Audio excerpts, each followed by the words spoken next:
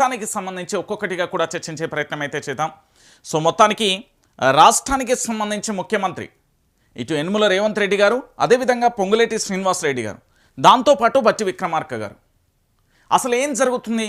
రాష్ట్రానికి సంబంధించిన ముఖ్యమంత్రికి సంబంధించి ఏం చేస్తున్నాడు, ఏం చేయబోతున్నాడు? అయితే రాష్ట్రంలో చాలా కీలకమైన పరిణామాలు చోటు చేసుకుంటున్నాయి. దానికి సంబంధించి కూడా కొన్ని విషయాలు మీ ముందుంచే ప్రయత్నం అయితే చేస్తాం. ఏం జరిగింది, ఎలా ఉండబోతుంది అనేది కూడా ఒకసారి మనం చూసే ప్రయత్నం అయితే చేద్దాం. ఎందుకంటే తెలంగాణ రాష్ట్ర వ్యాప్తంగా కూడా వ్యూహాత్మకంగా ముఖ్యమంత్రి తన పావులను కత్తున్నాడు అనేది వాస్తవమైన విషయం. ఎవరు అవునన్నా కాదన్నా నిజమే అయిన విషయం మనందరం కూడా చూడాల్సిన పరిస్థితి కనబడుతుంది. ఎందుకంటే పూర్తి స్థాయిలో ఇప్పటి వరకు జరిగిన కొన్ని అంశాలను మనం చూసే ప్రయత్నం అయితే చేద్దాం.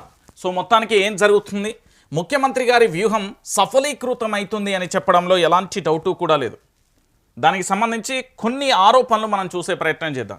సో తెలంగాణ రాష్ట్ర వ్యాప్తంగా కాంగ్రెస్ పార్టీకి సంబంధించి ప్రధానంగా కూడా ఈ కాంగ్రెస్ పార్టీకి సంబంధించి ముఖ్యమంత్రిగా యనమల రేవంత్ రెడ్డి గారు సీఎం అయిన తర్వాత ఈ రేవంత్ రెడ్డి గారి సారథ్యంలో, అంటే కాంగ్రెస్ పార్టీలో చాలా కీలకమైన నేతలు ఉన్నారు. అది మీ అందరికీ కూడా తెలిసిన విషయమే. దాని గురించి పెద్దగా చెప్పాల్సిన అవసరం కూడా లేదు. కాంగ్రెస్ పార్టీ అంటేనే అది ఒక సముద్రం. నేను ఎందుకు చెప్తున్నా అంటే ఈ కాంగ్రెస్ పార్టీలో చాలా కీలకమైన నేతలు, మాజీ మంత్రులుగా పనిచేసిన వాళ్ళు, దాంతోపాటు ఇతరత్ర శాఖలపై చాలా పట్టున్న వ్యక్తులు ఉన్నారు. దాంతోపాటు వాళ్ళకు అన్ని రకాలుగా కూడా గట్టిగా ఉన్న మంత్రులు చాలా మంది ఉన్నారు. అందులో నేను ఒక్కొక్కరిని కూడా తెర మీద తీసుకొచ్చే ప్రయత్నం చేస్తా.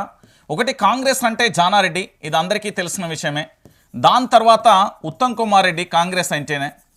దాంతో పాటుగా దుద్దిల్ల శ్రీధర్ బాబు కాంగ్రెస్ అంటేనే. దాంతోపాటు బట్టి విక్రమార్క గారు కాంగ్రెస్ అంటే. దాంతోపాటు కాంగ్రెస్ అంటేనే మీ అందరికీ తెలిసిన విషయమే వి హనుమంతరావు గారు కాంగ్రెస్ అంటే పూర్తి స్థాయిలో పెద్దగా చెప్పాల్సిన అవసరం లేదు. ఎవరు, మన షబీర్ అలీ గారు. దాంతోపాటు కాంగ్రెస్ అంటేనే మధు యాష్కి. దాంతోపాటుగా కాంగ్రెస్ అంటేనే ఇట్లా కీలక నేతలు చాలామంది కూడా ఉన్న పరిస్థితి కనబడ్డది. సో ఈ కీలక నేతలందరినీ కూడా ఒక్కొక్కరిని కూడా సైడ్ జరిపే ప్రయత్నం చేస్తున్నాం. కాంగ్రెస్ అంటే మరీ ముఖ్యంగా కోమటిరెడ్డి గారు, వీళ్ళందరి పేర్లు ఎందుకు చెప్తున్నా అనేది మీకు చాలా స్పష్టంగా కూడా నేను చెప్పే ప్రయత్నం అయితే చేస్తాను. కాంగ్రెస్ పార్టీ అంటే చాలామంది నేతలు ఇట్లా ఏళ్ళ మీద టకీ మనీ లెక్క పెడతాం. ఎందుకంటే కాంగ్రెస్ పార్టీని ఆ పార్టీ మొదటి నుంచి, అంటే ఆది నుంచి కూడా జెండాను మోస్తూ ప్రజల్లోకి వెళ్తూ పూర్తి స్థాయిలో పోరాటం చేస్తున్న వ్యక్తులు వీళ్ళందరూ కూడా ఉన్నారు. సో రేవంత్ రెడ్డికి ఏం జరుగుతుంది? రేవంత్ రెడ్డి కాంగ్రెస్ కాదు. ఫస్ట్ రేవంత్ రెడ్డి ఎక్కడి నుంచి వచ్చిండు?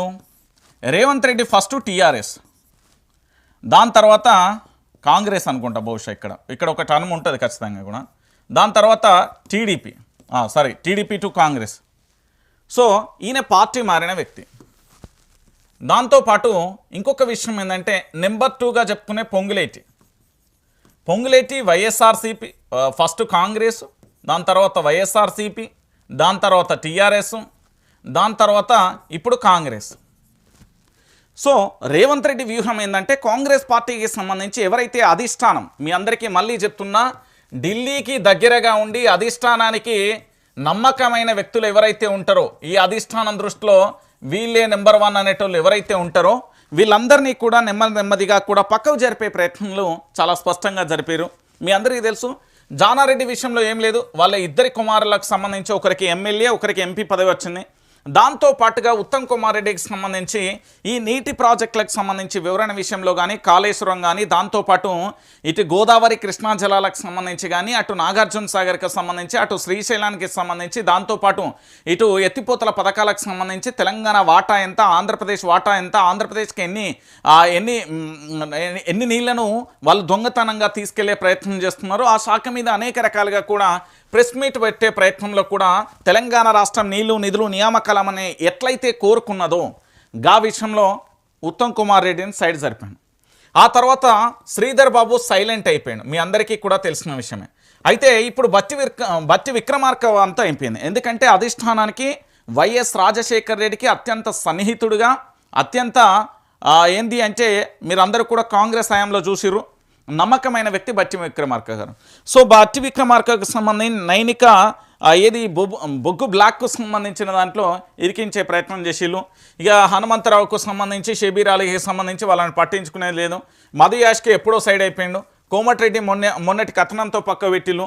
పొంగులేటి శ్రీనివాసరెడ్డికి సంబంధించి ఇదివరకే నెంబర్ 2 అంటే జడ్చర్ల ఎమ్మెల్యేకు సంబంధించి ఫిర్యాదులు, దాంతోపాటు భూ కబ్జాలు, పొంగులేటి కుమారుడు వాచిల విషయంలో దొరకడం, దాంతోపాటు భూముల మీదకి పోవడం, ఇదంతా కూడా జరిగిపోయిన పరిస్థితి కనబడుతుంది. అంటే రేవంత్ రెడ్డి వ్యూహాత్మకంగా కూడా సీనియర్లకు చెక్కు పెడుతున్నాడు.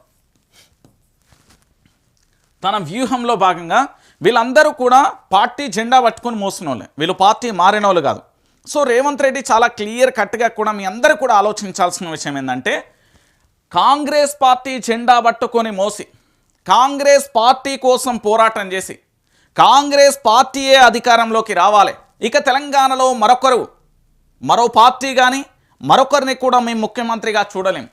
కేవలం మా కాంగ్రెస్ పార్టీ అధికారంలోకి వస్తే చాలు అనుకునే నేతలు కానీ, లేదా కాంగ్రెస్ పార్టీ అధికారంలోకి వస్తే నేను ముఖ్యమంత్రి అవుతా, నేను మంత్రి అవుతా, నేను ఎమ్మెల్సీ అవుతా, నేను ఎంపీ అవుతా, నేను కార్పొరేషన్ చైర్మన్ అవుతా, స్పీకర్ అవుతా, డిప్యూటీ స్పీకర్ అవుతా, లేకపోతే ఇతరత్ర పదవులు ఆశించిన వాళ్ళందరికీ కూడా పోరాటం చేసిళ్ళు. అయితే కాంగ్రెస్ పార్టీ అనుకోకుండా అనూహ్యంగా కూడా వచ్చింది.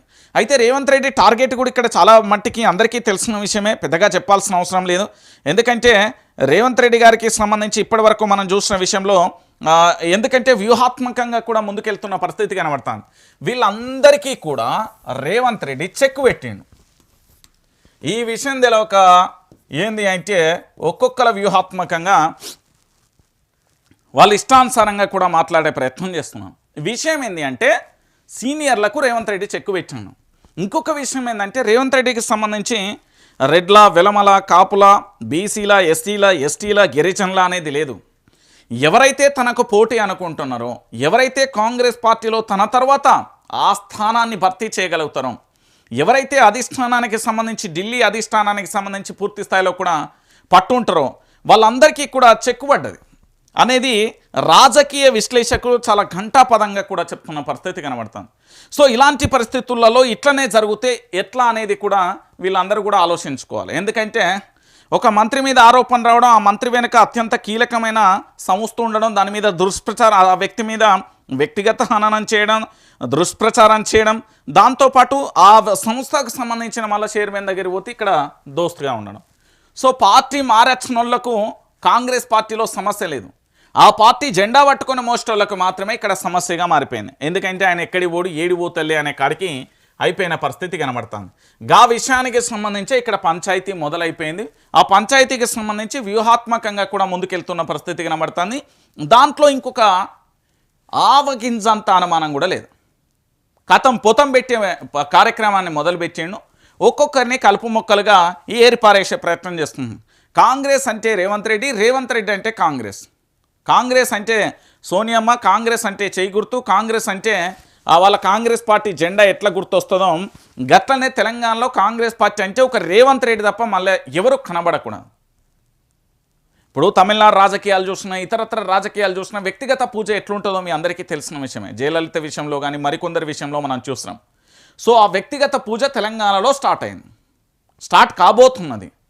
ఒక్కొక్కరిని కూడా డిగ్రేడ్ చేయడం, వాళ్ళందరినీ కూడా సైడ్ జరపడం, ట్రాఫిక్ క్లియర్ చేసేసి కాంగ్రెస్ పార్టీలో తన వ్యూహాన్ని చాలా ఖచ్చితత్వంగా, చాలా క్లారిటీగా, చాలా క్లియర్గా కూడా ముందుకెళ్లే ప్రయత్నం చేస్తున్నాడు రేవంత్ రెడ్డి. ఇక ఈ విషయం తెలియక చాలా మంది చాలా రకాలుగా మాట్లాడుకుంటున్నారు. ఎందుకు